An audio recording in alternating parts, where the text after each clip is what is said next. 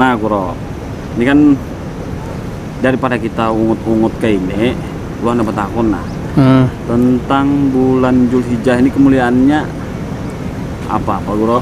No. Di dalam Al-Quran, tidaklah sesuatu itu menjadi setiap sesuatu masa demi zat yang diriku ada di dalam genggaman. Zat Allah Subhanahu wa Ta'ala ini maha mulia. Demi masa pagi hari, demi fajar, mampu untuk baca Quran. Loyalitas dengan orang, loyalitas kita dengan orang itu dengan tenaga kita untuk orang lain. Nah, contoh nih, kita mancing nih, kita mancing dari tadi anak nggak dapat. Kan Habib dapat, Bib? Nggak dapat juga ya.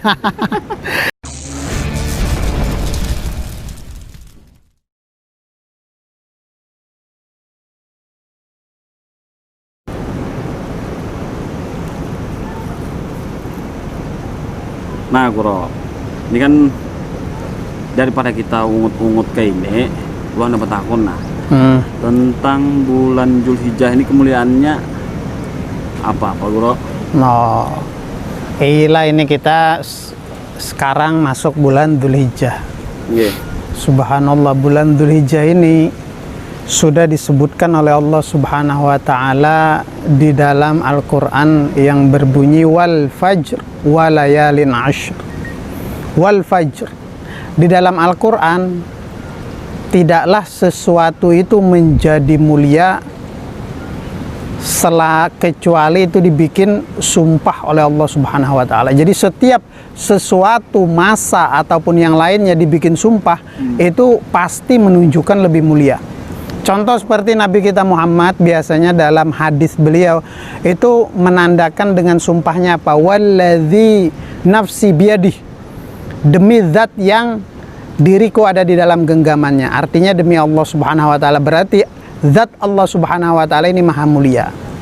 Nah, sekarang bulan Zulhijjah ini Allah jadikan sebagai sumpah di dalam Al-Quran. Apa bunyi ayat Al-Qurannya yang berbunyi wal fajr wa layalin ashr. Wal fajr, demi masa pagi hari, demi fajar. Nah, maka ulama di sini mengatakan, Imam Mujahid, ya, ulama tafsir, beliau mengatakan di dalam kitab beliau yang bernama An-Nukat, Imam Mawardi mengatakan di dalam kitab beliau yang bernama An-Nukat, di situ beliau nukil dari perkataannya Imam Mujahid. Beliau katakan, kata beliau, wal fajr, maksud dari wal fajr itu ialah demi waktu fajar yaumun nahar. Bukan fajar yang hari-hari biasa yang kayak kita misalkan hari-hari lain, atau misalkan bulan Syawal atau bulan Safar. Tidak. Tapi yang dimaksud kata beliau wal fajr di situ khusus di yaumin nahar, di hari raya Idul Adha. Berarti menunjukkan hari raya Idul Adha itu sangat mulia. Kemudian dilanjut lagi oleh Allah Subhanahu wa Ta'ala walayalin ashr. Layalin ashr ini para ulama tafsir beliau menjelaskan layalin ashr ini adalah 10 malam pertama bulan Zulhijjah. Nah, di 10 malam pertama bulan Zulhijjah inilah yang menjadi malam-malam mulia. Nah, makanya di bulan Zulhijjah ini bulan yang sangat mulia, yang dimuliakan oleh Allah Subhanahu wa Ta'ala sampai dijadikan sumpah di dalam Al-Quran, itu letak di 10 hari pertama di bulan Zulhijjah. Adakah kira-kira amalan-amalan khusus, Guru, gesan 10 hari sebelum hari raya Idul Adha ini, amalan-amalan khususnya? Nah, amalan-amalan apa sih yang harus kita lakukan di bulan Zulhijjah ini? Apa yang harus kita lakukan? Nah, jadi yang kita lakukan di bulan Zulhijjah ini memperbanyak amal-amal ibadah dengan sekedar kemampuan kita. Misalkan kita mampu untuk baca Quran. Kita mampu untuk sholawat, baca sholawat. Kita mampu untuk berbuat baik, loyalitas dengan orang, loyalitas kita dengan orang. Atau kita mampu untuk membantu orang dengan tenaga kita, bantu dengan tenaga kita untuk orang lain. Itu juga termasuk kita mengagungkan 10 malam pertama bulan Zulhijjah, atau mengagungkan bulan Zulhijjah dengan berbuat baik.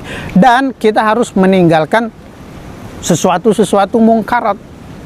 Karena Allah Subhanahu wa Ta'ala memuliakan umatnya Nabi Muhammad SAW itu dengan mawasim, musim-musim yang tertentu, yang dimana musim tertentu ini Allah berikan fadilah yang sangat lebih daripada musim-musim yang lain. Jadi ada musim tertentu, misalkan contoh nih, kita kalau di musim tertentu melakukan amal ibadah, berarti kita akan mendapatkan kebaikan yang lebih banyak. Kenapa? Karena sinkron dengan waktunya. Nah contoh nih, kita mancing nih, kita mancing dari tadi anak nggak dapat. Kenapa? Karena nggak pas waktunya. Sekarang airnya lagi keruh, lagi surut, jadi ikannya nggak ada. Jadi anak mancing dari tadi ini nggak dapat. Habib dapat, Bib? Nggak dapat juga ya. Kenapa? Karena nggak pas waktunya. Nah jadi seperti itu. Ketika kita ibadah, melakukan ibadah, kemudian kita beribadah kepada Allah Subhanahu wa Ta'ala, kalau pas waktunya, contoh kita misalkan mancing di kolam, langsung dapat. Kenapa? Karena pas ada ikannya. Nah seperti itulah musim-musim Dzulhijjah ini, kalau kita lakukan amal kebaikan itu sangat sinkron. Kenapa? Di musim bulan Dzulhijjah inilah kita diperintahkan untuk melakukan kebaikan supaya double pahalanya. Nah banyak kebaikan-kebaikan yang harus kita lakukan. Dan ingat, harus kita tinggalkan kejahatan-kejahatan atau mungkarat yang lain. Kita nih Bang Guru, apa guru kita nih kan hobi bener nih munjun. Jadi mana kada kolehan kita nih kan karena situasi yang tidak pas tadi. Kayak apa guru supaya jadi nilai ibadah tuh nah. Supaya jadi nilai ibadah, ya benar, bagus tuh. Jadi supaya jadi nilai ibadah kita munjun, jadi kita kada sia-sia. Kita dapat ikan, alhamdulillah. Tidak dapat ikan, ya sabar. Nah bagaimana supaya kita menjadi hasil dalam ibadah, supaya ditulis ibadah kita munjun, itu tiada lain dengan niat yang pas. Bagaimana cara niat kita yang pas? Maka kita niatkan dengan kebaikan. Karena sesuatu yang mubah itu kalau kita niatkan kebaikan, insya Allah itu akan menghasilkan pahala di sisi Allah Subhanahu wa Ta'ala. Contoh misalkan kita makan, kalau kita niatnya makan aja, ya sudah, kenyang aja yang kita dapat. Tapi kalau kita dengan makan niatnya untuk supaya ibadah kita kuat, nah ketika kita makan kita dapat pahala karena membantu dalam ibadah.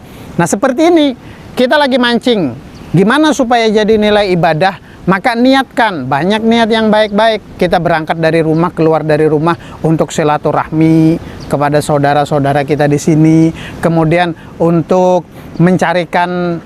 membahagiakan istri. Istri ini mau ikan kakap, ayo kita mancing. Niatnya apa? Untuk membahagiakan istri, untuk membahagiakan anak, untuk memberikan nafkah. Yang misalkan dengan memancing ini, misalkan ikan-ikannya dia jual, nah kemudian niatkan untuk memberikan nafkah kepada istrinya.